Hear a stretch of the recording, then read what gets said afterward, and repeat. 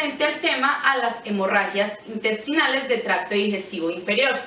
Nos acompañan nuestros compañeros Sebastián Tangarife, Alexandra Arroyave, Juan Pablo Arboleda y quien les habla, Jenny Úsuga.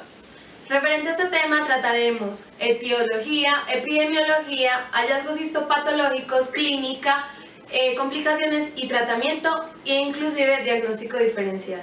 Hablaremos de enfermedades tales como diverticulosis, hablaremos del divertículo de Meckel, hablaremos también de los tumores del colon y del recto. Entre estos encontramos el carcinoma colorectal, hablaremos del pólipo neoplásico, del pólipo hiperplásico y el pólipo de Peutz-Jeghers. También vamos a hablar de la colitis, donde encontramos la colitis ulcerosa y la enfermedad de Crohn, de la angiodisplasia, de la enterocolitis infecciosa y de la isquemia intestinal. Bueno, para hablar de la etiología hablamos de una diferencia entre los niños y los ancianos. Para las enfermedades en los niños hablamos de la enfermedad diverticulosa. La enfermedad diverticulosa se ve principalmente el divertículo de Meckel.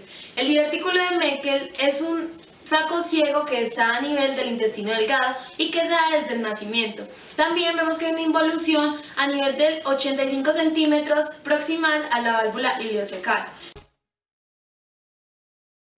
La prevalencia según la edad. En esta prevalencia vamos a encontrar que las personas de 40 años es aproximadamente del 5%, en personas de 60 años del 30% y en personas de 70 años aproximadamente del 65%.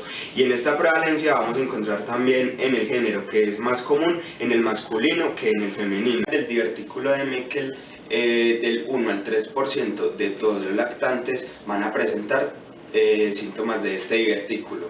La edad de mayor evidencia sintomática son los 2 años. No es frecuente que los niños mayores de 10 años presenten síntomas de este divertículo.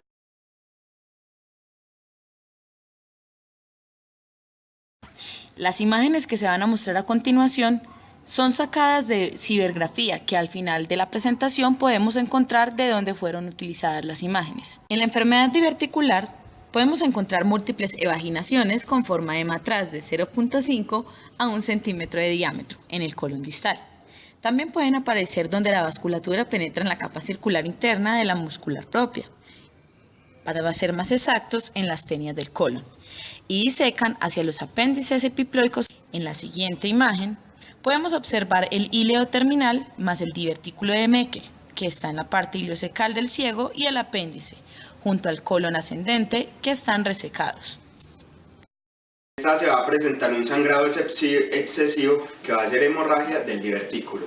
Va a haber un doblamiento de los intestinos y una intusubsesión, que es un tipo de obstrucción. Va a haber una peritonitis y como último se va a presentar una ruptura que va a ser una perforación del intestino a nivel del divertículo. El carcinoma colorectal generalmente es una neoplasia que es maligna en países occidentales. Son tumores neoplásicos o pueden ser también no neoplásicos. Ellos en conjunto se conocen como los pólipos. Los pólipos son masas acumuladas a nivel de la mucosa en el intestino delgado. Pueden darse por causas genéticas o por causas de químicos o reacciones malignas en el intestino.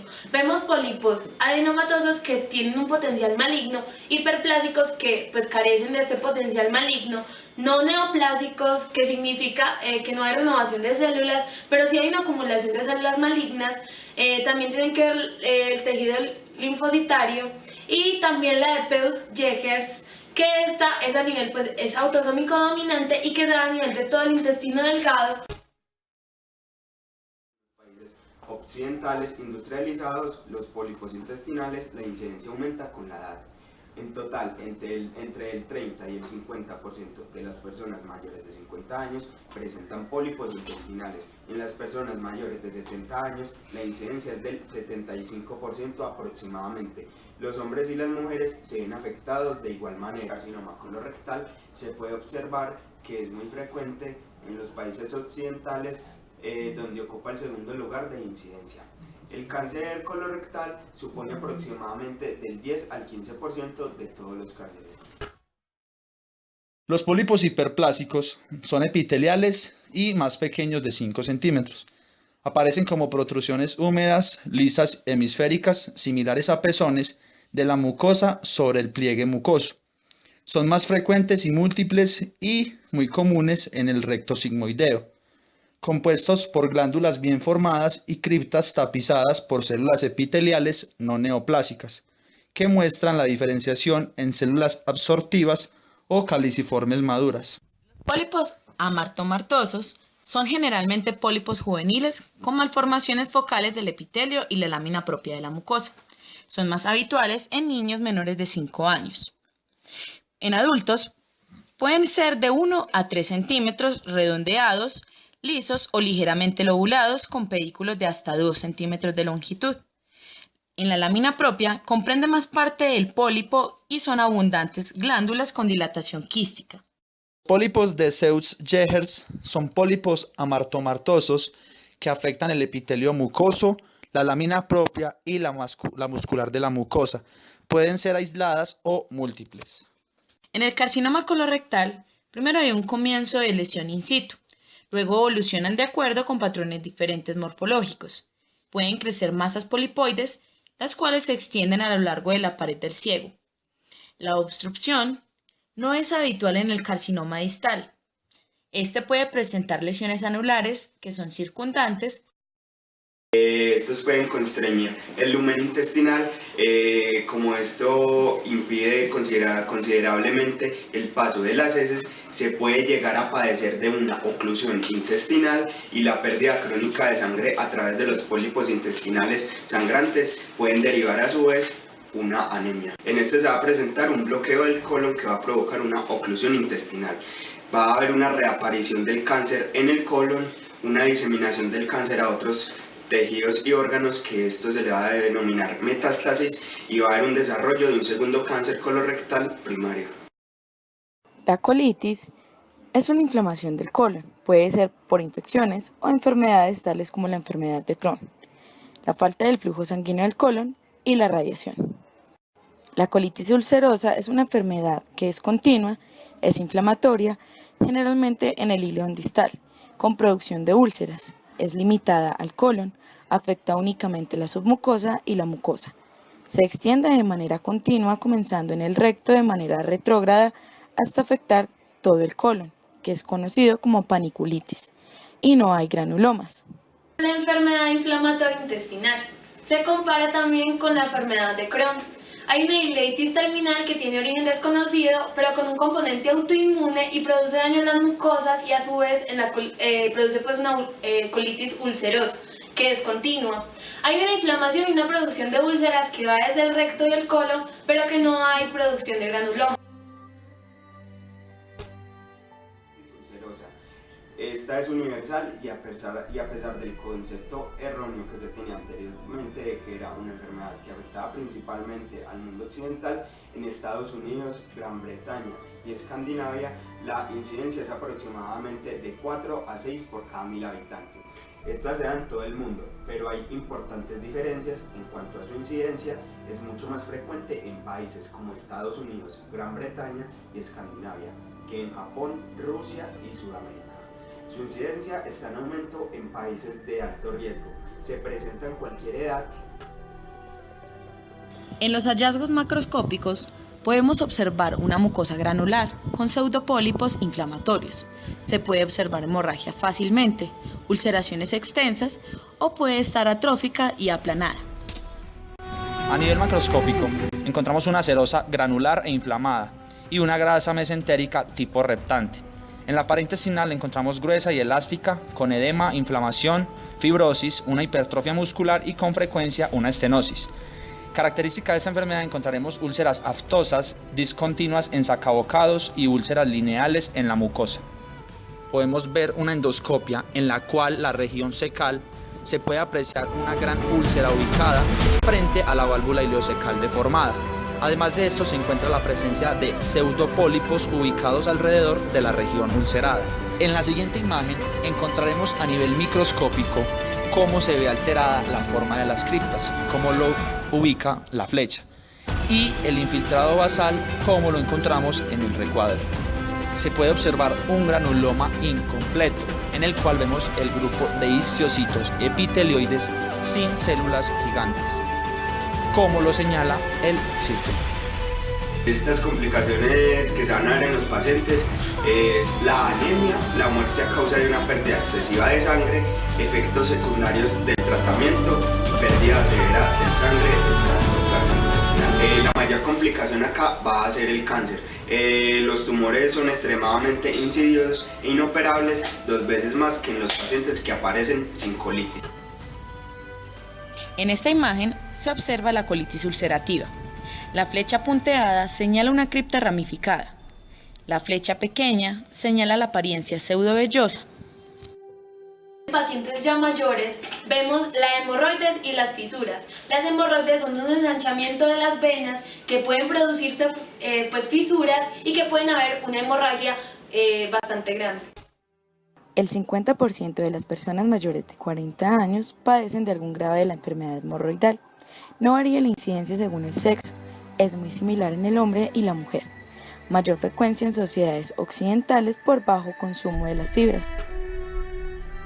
Se pueden formar en el plexo hemorroidal inferior, localizadas por debajo de la línea anorrectal, que se conoce como hemorroides externa. Como alternativa se pueden formar por dilatación del plexo hemorroidal superior y producir hemorroides internas. En la fisura anal vemos como la flecha azul que nos indica la letra A muestra una fisura anal anterior en una paciente de sexo femenino que había presentado una fisura previamente. Y en la flecha roja que nos muestra la letra B encontramos una cicatriz anterior. Son varias, por ejemplo, las estrangulaciones, la trombosis, la gangrena y la hemorragia severa. Encontramos lo que son los abscesos perianales, el cáncer de recto, las papilas anales hipertróficas, los pólipos rectales peliculados y el prolapso rectal. La angiodisplasia se da en las personas mayores, principalmente porque el tejido vascular hace un rompimiento ya por la edad avanzada del paciente. Se desconoce como tal la incidencia, pero ha sido referida como una de las causas más importantes de la anemia de una causa desconocida y de las hemorragias digestivas en el anciano. Los autores dicen que rara vez aparece en los 70 años de edad. La mayoría de las angiodisplasias son detectadas en pacientes que son mayores de 60 años. En la angiodisplasia encontramos dilataciones tortuosas anormales que van desde pequeñas y focales hasta grandes y dilatadas de las venas de la submucosa que se extiende hasta la lámina propia del ciego o del colon ascendente. Estas zonas pueden sangrar de manera intermitente. Entre estas vamos a tener la anemia, la muerte a causa de la pérdida excesiva de sangre, efectos secundarios debido al tratamiento y la pérdida severa de sangre del tracto gastrointestinal. La enterocolitis infecciosa se da a nivel microbiano o bacterial, que puede darse también diarreas y que a través de esto se forman unas úlceras y a su vez hay un daño en la mucosa. Este problema global es responsable de más de 2.000 muertes al día entre los niños de países en desarrollo y causa la mitad de muertes al día entre los niños menores de 5 años. En esta imagen que se observa está una colitis infecciosa. La parte donde está señalada las flechas rojas señalan una cripta que está infiltrada por numerosos neutrófilos. Observamos una enterocolitis por entademoeba histolítica. O podemos observar cómo se está digiriendo los eritrocitos. Las complicaciones de la enterocolitis infecciosa es la infección del torrente sanguíneo, a la cual se le denomina sepsis. Hay también una isquemia intestinal, que es la oclusión de las venas y de las arterias principales. Esta a su vez hace que haya una muerte o un infarto a nivel de varios metros en el intestino. Ahora vamos a hablar de la isquemia intestinal. La epidemiología de la isquemia intestinal se está presentando en pacientes que son mayores de 60 años, con predominio en el sexo masculino. La incidencia de esta isquemia intestinal ha ido aumentando debido al envejecimiento progresivo de la población. Actualmente se presentan en 1 de cada 1000 ingresos hospitalarios y en algunas series reportan que hasta el 5% de mortalidad, que pertenece hasta el 5% de mortalidad hospitalaria. En la isquemia intestinal podemos encontrar un infarto de la mucosa, un infarto mural y un infarto transmural. En el infarto de la mucosa podemos encontrar una hemorragia en la mucosa, pero una serosa normal. En el infarto mural se observa una necrosis completa de la mucosa que puede ser variable de la submucosa y la muscular propia. Y en el infarto transmural podemos encontrar una oclusión súbita y total de la vasculatura importante, con infarto de todas las capas intestinales. Podemos observar una isquemia mesentérica donde claramente se puede observar una necrosis intestinal. Es el infarto intestinal que puede necesitar de una colostomía o una ileostomía, ya sean temporales o permanentes, y en tales casos es común que se presente peritonitis. También se puede desarrollar una enfermedad severa con fiebre e infección del torrente sanguíneo, que a esta se le denomina sepsis. Generales, entonces de esta enfermedad vamos a tener la rectorragia. La rectorragia se trata como un sangrado rectal de rojo brillante que no se mezcla con las heces, y que hay un sangrado pues en la región retroanal. Hay una hematoquexia, que es el paso por el recto de sangre roja, brillante, rutilante y fresca, que es independiente de las heces. Por lo general indica que proviene de la parte distal del intestino delgado o del colon proximal. La melena se trata como el paso del recto de deposiciones de sangre malolientes, puntadas de negro, alquilantes y mezcladas con materia fecal, que está usualmente pues en las melenas, son de origen gastrointestinal alto, pero que evaluantemente también se puede pues presentar cuando existe un sangrado proximal de las válvulas ileocecal, siendo más negra en cuanto al tiempo pues que permanezca en ellas. El sangrado gastrointestinal oculto trata sobre pequeñas pérdidas pues intermitentes o continuas, que solo es detectable por métodos de laboratorio o métodos de Guayaco, o para análisis de microscopio de las heces. También proviene de cualquier parte pues del tubo digestivo. Las heces también tenemos pues como síntomas generales, por ejemplo en el divertículo de Meckel hay un malestar abdominal, en la colitis podemos ver los pólipos, la diarrea, que es infrecuente, también vemos que hay estreñimiento, la deshidratación, también hay presencia de sangre en las heces, náuseas, vómitos.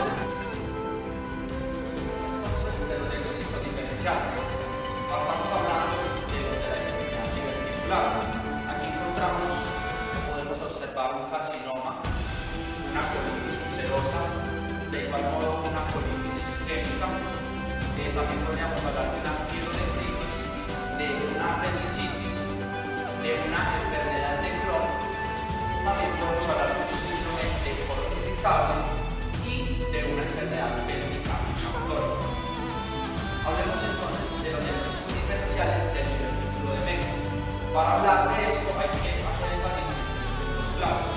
Uno de ellos es un cuadro funcional. Aquí como diagnóstico diferencial encontraremos las angiodisplasias, neoplasias malignas o hemorrágicas del tracto gastrointestinal. Encontramos un cuadro clínico obstructivo. Aquí hablaremos que el diagnóstico diferencial incluye la intususcepción. Y finalmente hablamos de un cuadro clínico de diverticulitis.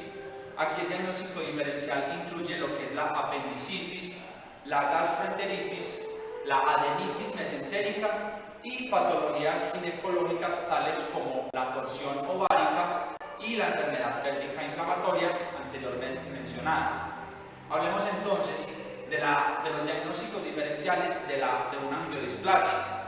Aquí podemos encontrar hemangiomas, podemos hablar de pólipos, también una enterocolitis hemorrágica aguda, una trombosis mesentérica y podemos hacer énfasis también en los volúmenes.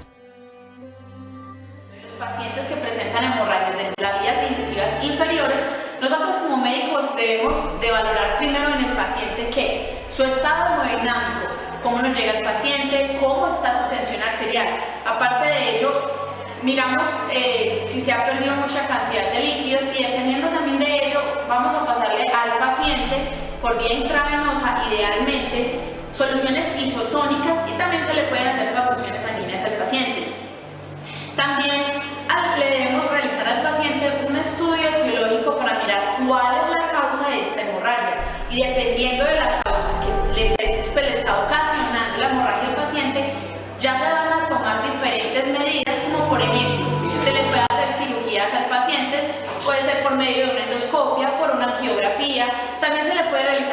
paciente una quimioterapia. Dependiendo también de algunas etiologías, al paciente se le pueden administrar medicamentos antibióticos. También se le puede realizar al paciente colectomías parciales, radioterapia y ya dependiendo de ello se va mirando y se va valorando si hay progreso o no del tratamiento realizado por nosotros. Les digo, ya. 3, 2. Hola, hoy les hablaremos referente a los... otra vez. Hola.